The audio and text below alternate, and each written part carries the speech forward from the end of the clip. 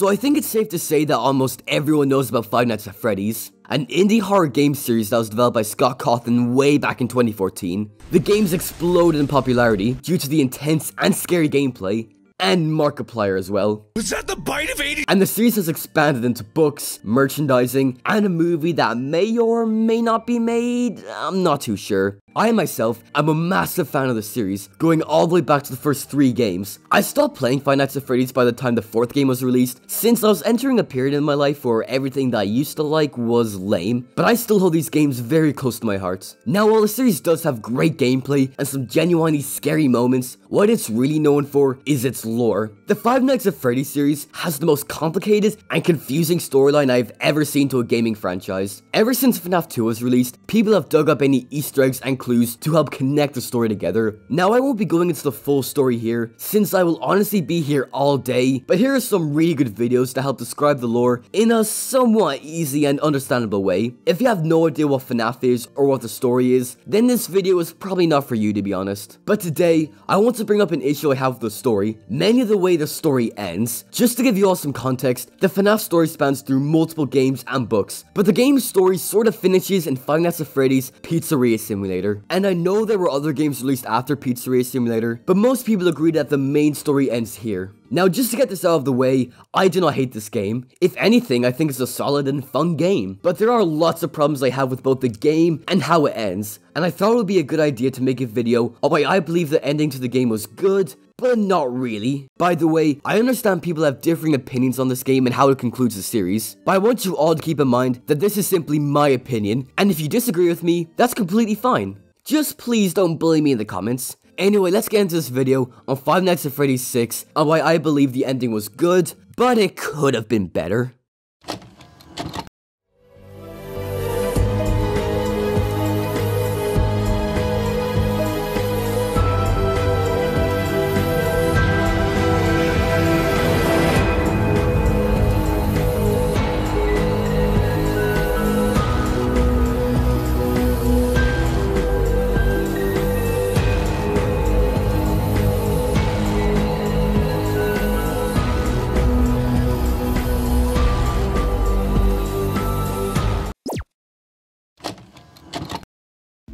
So before I talk about the game's ending, I briefly want to talk about the actual game itself. Five Nights at Freddy's Pizzeria Simulator, or FNAF 6 I'm gonna call it since that's easier, has 3 different game modes to it. First of all, there's the tycoon aspect to it, where you basically run your very own Freddy Fazbear's Pizzeria. You can buy equipment and different animatronics, as well as taking sponsorships to help bring in money. While I'm not the biggest fan of tycoon games, I did really enjoy this part of the game. It was a lot of fun investing into this pizzeria and building it up. Plus, the humor is genuinely really fun, especially with these company PSAs that play during the beginning and the many different endings. They sort of have this cool party aspect to it, and it's really great.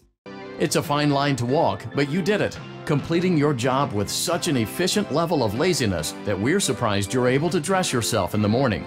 Then there are the salvage missions, where you collect rundown and broken animatronics and try to salvage them for your pizzeria. This part of the game can be genuinely pretty scary, since if you hold the checklist too close to your face, they can jump up and attack you. It also helps that the atmosphere is really dark, and it sort of brings me back to the simpler days of the first game. To prevent the animatronics from jump scaring you, you have to shock them, but if you shock them more than 3 times, they will break down and you won't be able to salvage them. And if you want to get the proper ending to this game, you need to salvage all the animatronics. There is also this cassette tape where a voice directs you on what to do. Now keep this cassette tape in mind, as the voice will become really important later on. The purpose of this tape is to test automated response times and reactions from vintage interactive attractions following audio stimuli. Then there's the night shift part of the game, where it's basically back to the original games of sitting in an office and fending off animatronics. This is definitely my favorite part of the game. You have 2 vents right next to you, and you have to keep checking on them, while also finishing up some jobs in your computer. What I really like is how there isn't a set time limit here. You can only move forward in the game when you finish all your jobs, and this can be really stressful and intense. You have to try and protect yourself from the animatronics, while also getting your work finished for the night. You want to get your work done as quick as you can, but if you focus on your work for too long, yeah, that happens. All in all, the gameplay is really fun and enjoyable. I was worried that the different gameplay modes would ruin the game for me, but if anything, it made the game a lot more fun to play. It's so much fun building up your pizzeria and seeing all the products you can purchase. There are even some arcade games that you can purchase and even play, and they add to the game's lore, but I'll get more into that later. And the horror aspects to this game really shines with the salvage missions and the night shift modes. And as usual, the graphics and designs on the new animatronics are really good. Well, some of them are good. What the fuck? But let's get into the main reason I made this video, the ending. Now, just to be clear, there are many different endings to this game, around 6 to be exact, but the main ending here is the completion ending. In this ending, we get a cutscene where the baby animatronic from Sister Location goes on about how they are free to do what they were created to do, which is kill children, and how she'll make her father proud, her father being William Afton, the man who's behind all the murder in FNAF. Then the cassette guy that I brought up earlier interrupts her, and he's revealed to be Henry Emily. If you aren't aware of the lore, William Afton and Henry Emily are the creators of the animatronics and the entire Freddy Fazbear brand. Now, William Afton kinda liked to murder children, and he would stuff the dead bodies into the animatronics. He even murdered Henry's daughter, Charlie, mainly because Henry owed him some money or something, I don't know. This led to Henry spending the next 30 years trying to make things right and destroy what he helped create. He gives this big speech where he talks about how it's all over, and how the souls who inhabited the animatronics are finally set to rest. And I just want to say that this speech is incredible. This place will not be remembered, and the memory of everything that started this can finally begin to fade away, as the agony of every tragedy should. And to you monsters trapped in the corridors, be still, and give up your spirits. They don't belong to you. The voice acting is amazing, and at the end, we see 5 gravestones, showing that the souls have finally been put to rest. It's so close to being a perfect conclusion to the series, but keep in mind I said it's close to being perfect, as I do have some issues with the ending. Like, the game is supposed to be the big finale to the series, trying to tie up all the loose ends and give a satisfying conclusion to the series, and Scott decides to end the series with a speech? Like, don't get me wrong, the speech is amazing, but I was sort of expecting more, to be honest. I think it would have been really cool if we got more cutscenes here, have characters talking to each other and explain what's going on. Something like in Sister Location, where it has these dialogue cutscenes of characters talking to each other and giving us more insight on the lore. It would have been really cool to have characters like Henry Emily talk about all the tragedies that have happened and learn more about what's going on. Whoa, okay, that was a bit of an error on my end there.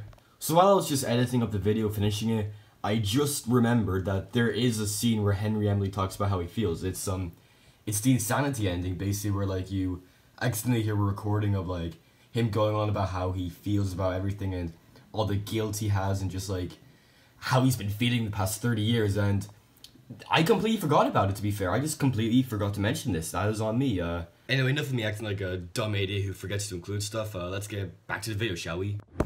Also, it's never mentioned directly in the game, but it is highly suggested that you play as Michael Afton here, the son of William Afton, and the main protagonist in most of the games. I would have loved to see what's going on with Michael, and what he thinks of all of this. And of course, William Afton does make a return in this game, but this time he goes to Scraptrap, where he has a new redesign. Now, in my opinion, Springtrap's design of FNAF 3 was amazing. It's the perfect hybrid of a human and animatronic. You can see bits of flesh in the suit, and it looks genuinely terrifying. But what do we get here? Yeah, this is shit. Now, I know the entire FNAF community has shit on this design with how much of a downgrade it is, and yeah, it's not really good.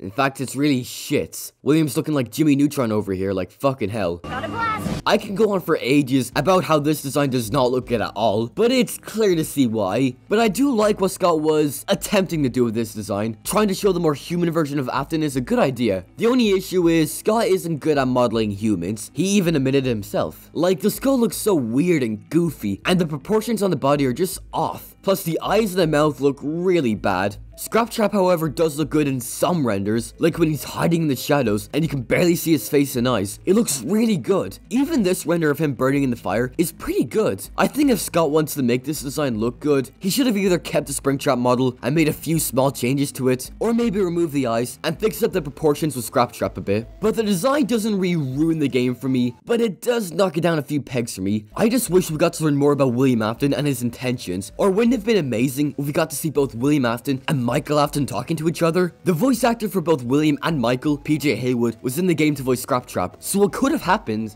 There is this really good video by MDPTV where it shows a conversation between the both of them, and I would have loved to see something like this in the game. But we didn't get anything like this. They don't even say anything to each other. There are some minigames that do kinda help with the lore. There's a minigame called Midnight Motorist, where he plays an orange figure that's believed to be William Afton right after he murdered Charlie. While the minigame is pretty confusing in terms of lore relevance, it does give us some more clues on what happened the night Charlie was murdered. We even get this minigame that shows a puppet from FNAF 2 attempting to rescue Charlie in the rain, and the puppet ends up fusing its soul with Charlie's. And there's this really chilling minigame where you play as a girl collecting all these fruits and trying to rescue your dog, only for the graphics to become more and more scary. And eventually, we can see the girl playing the arcade game in the reflection, and we could even see William Afton in his spring Bonnie costume looking over her. I really wish we got more of this, minigames and cutscenes that added to the lore and story of the series, and could give us more details on the characters. I know it feels like I'm nitpicking the game, and I feel like a fucking nerd writing the script right now, but this is meant to be the big conclusion to the series, and I was honestly expecting more out of it. And it doesn't help that the ending of this game was later ruined by future installments. And yes, I am referring to Security Breach. Spoilers in case you haven't played Security Breach yet, but William Afton returns again as Burn Trap, and only appears for like a few seconds. Why would you bring him back? What's the point? The main reason Henry burned down the pizzeria was to set the souls free and finally kill William Afton. Plus, they were building up Vanny to be the new series antagonist, but I guess the folks at Seal Wolf just had to bring back good old Willie.